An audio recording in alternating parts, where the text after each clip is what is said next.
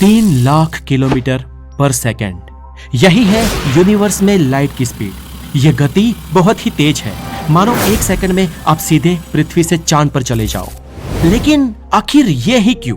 3 lakh kilometre पर second ही क्यों? इससे ज्यादा क्यों नहीं? अगर फोटोन के कण मासलेस है और उनको कोई रोक नहीं सकता, तो वो ब्रह्मांड में इन्फिनिट स्पीड पर गति क्यों नहीं करते? 3 लाख किलोमीटर पर सेकंड पे ही क्यों रुक गए? क्या किसी ने फोटोन के कणों को यह बता दिया कि बेटा कम भाग, वरना ओवर स्पीड का चालान कट जाएगा? और सबसे बड़ा सवाल, अगर हमारे ब्रह्मांड में कुछ भी हो सकता है, तो लाइट की स्पीड आखिर इन्फिनिट क्यों नहीं हो सकती? किसने लिमिट सेट की है लाइट की स्पीड पर? कोई यूनिवर्सल टैरिफ पुलिस है क्या? या ब्रह्मांड को बनाने वाले किसी शक्ति ने लाइट को इस स्पीड लिमिट में बांधे रखा है? और अगर ऐसा है तो आखिर क्यों बांधे रखा है? दोस्तों, इसी का जवाब आपको द नॉलेज के इस वीडियो में मिलेगा। तो मैं हूँ हितेश गिरी गोसाई, आप है हेल्दी और साइंटिफिक ज्ञान से भरे एक चैनल द नॉलेज पर। और अगर आप यहाँ पर नए हैं तो द नॉलेज को जरूर सब्सक्राइब करें, बिकॉज इस दुनिया में नॉलेज इज एवरीथिंग। हम सभी जानते हैं कि लाइट की स्पीड 2,99,792 किलोमीटर पर सेकंड, यानी कि करीब 3 लाख किलोमीटर पर सेकंड है। और ये अब तक की ज्ञात सबसे तेज गति है जिसे प्रकाश के फोटोन के कण यात्रा करते हैं। लेकिन माना जाता है कि इस गति से ज्यादा तेज ब्रह्मांड में कोई भी पार्टिकल, कोई भी ऑब्जेक्ट यात्रा नहीं कर सकता है। प्रकाश ब्रह्मांड के स्पेस में इस स्पीड से यात्रा इसलिए कर पाता है क्योंकि लाइट के फोटोन के कणों का कोई मास नहीं होता है, वो लगभग मासलेस होते हैं। पर यहाँ पर सवाल ये उठता है कि आखिर प्रकाश के फोटोन के कण सिर्फ इसी गति से यात्रा क्यों करते हैं? आखिर वो क्यों इस गति से ज्यादा तेजी से यात्रा नहीं कर पाते? क्या कोई बाहरी चीज, बाहरी शक्ति प्रकाश के फोटोन के कणों को इस गति से ज्यादा तेजी से यात्रा करने से रोकती है? तो फ्रेंड्स, सच्चाई तो ये है कि फोटोन का कण कभी रुकता ही नहीं है। जी हाँ, वो जैसे ही पैदा होता है, जैसे ही किसी ऊर्जा स्रोत से उसका जन्म होता है, जन्म से ही वो गतिशील रहता है। यानी कि जन्म से लेकर जब तक वो किसी चीज से टकरा नहीं जाता, उसकी गति ना तो कम होती है और ना ही वो थकता है। यानी फोटोन का कण अनंत काल तक चलता रह सकता है, जब तक उसकी गति में कोई खलेल ना आ जाए, बिना रुके, बिना थके। लेकिन फोटोन की यह गति 3 लाख किलोमीटर पर सेकंड से सीमित है, बाध्य है। और फोटोन की इस सीमा को ब्रह्मांड ने ही सीमित किया है। ऐसा इसलिए है क्योंकि यही सीमा अपने आप में ब्रह्मांड के अस्तित्व से जुड़ी हुई है। जी हाँ, अगर प्रकाश अनंत गति से चलने लगे तो एंटायर यूनिवर्स के नियम ही बदल जाएंगे। कैसे? चलिए मैं बताता हूँ। क्या हो अगर लाइट की स्पीड अनंत यानी कि इन्फिनिट हो जाए? अगर प्रकाश अनंत गति से चलने लगे तो इसका मतलब यह है कि प्रकाश किसी भी डेस्टिनेशन पर तुरंत पहुंच जाएगा। और अगर ऐसा होता है तो डिस्टेंस यानी कि दूरी का कोई मतलब ही नहीं रहेगा। कल्पना कीजिए, एक गैलेक्सी दूसरी गैलेक्सी से लाखों प्रकाश वर्ष दूर है, और इसका मतलब ये है कि वहां से आने वाली रोशनी को हम तक पहुंचने में लाखों साल लगेंगे। लेकिन अगर लाइट की स्पीड अनंत होती तो वो रोशनी तुरंत ही हर जगह पर पहुंच जाती, मतलब कि हर चीज एक ही पल में हर जगह पर होती। और अब सोचिए कि अगर हर चीज एक ही वक्त में, एक ही पल में हर जगह पर हो सकती, तो समय का कोई वजूद ही नहीं बचता, क्योंकि हमारा समय स्पीड और डिस्टेंस के संबंध से निकला है। मतलब कि टाइम का जन्मदाता ही गति और डेस्टिनेशन है। अगर आप कहीं जाना चाहते हो तो आपको समय लगेगा, लेकिन अगर लाइट की स्पीड अनंत हो जाए तो कोई भी जानकारी, कोई भी वस्तु किसी भी जगह पर तुरंत पहुंच जाएगी।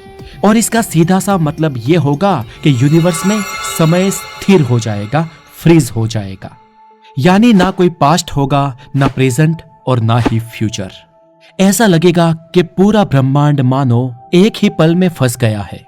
और अगर समय ही नहीं रहेगा तो ब्रह्मांड में कोई प्रक्रिया भी नहीं होगी।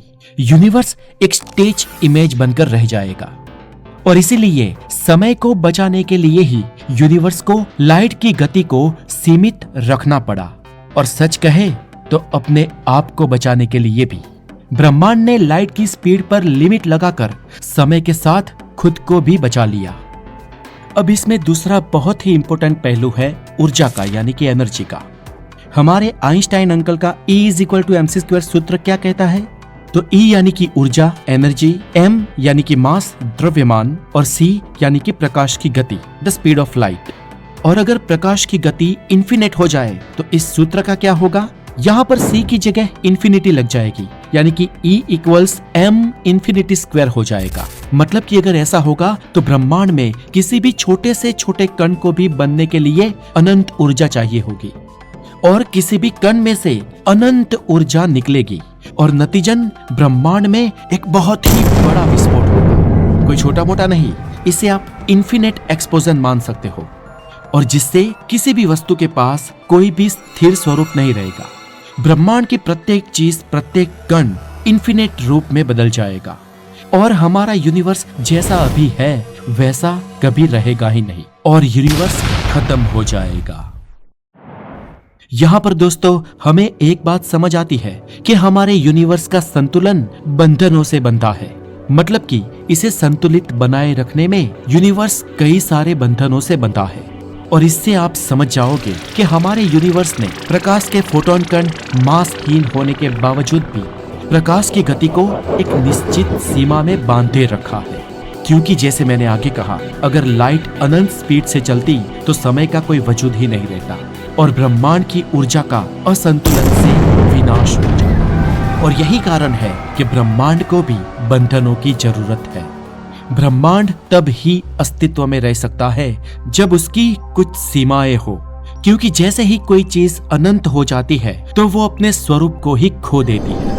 आप और हम भी तभी तक मौजूद है जब तक हमारे शरीर में बंधन यानी कि उसकी कुछ लिमिटेशंस है। अगर हमारे शरीर के कणों से भी अनंत ऊर्जा निकलने लगे तो हम एक पल में जलकर खत्म हो जाएंगे। ब्रह्मांड तब तक मौजूद है जब तक कुछ सीमाएं हैं, और ब्रह्मांड में मौजूद हर चीज उन सीमाओं का पालन करती है। तो अब सवाल आता है कि क्या खुद ब्रह्मांड को किसी ने सीमित किया है? किसने ब्रह्मांड को बंधनों में बांधा है? सवाल ये है कि ब्रह्मांड के बंधनों की ये सीमाएं खुद ब खुद बनी है या इन्हें किसी ने बनाया है? इस पर कुछ वैज्ञानिकों का मानना है कि ये सभी नियम ब्रह्मांड की मौलिक प्रकृति का हिस्सा है। लेकिन कई वैज्ञानिक ये सोचते हैं कि अगर ब्रह्मांड को इतने परफेक्ट तरीके से बनाया गया है तो क्या इसके पीछे कोई प्रबुद्ध, कोई बुद्धिमान शक्ति नहीं हो सकती है? क्या ये सब सिर्फ एक संयोग है या फिर किसी एक द ग्रेटेस्ट डिजाइन का हिस्सा? ये सवाल मैं आप पर छोड़ता हूँ दोस्तों। इस पर आप क्या सोचते हो मुझे कमेंट में जरूर बताएं।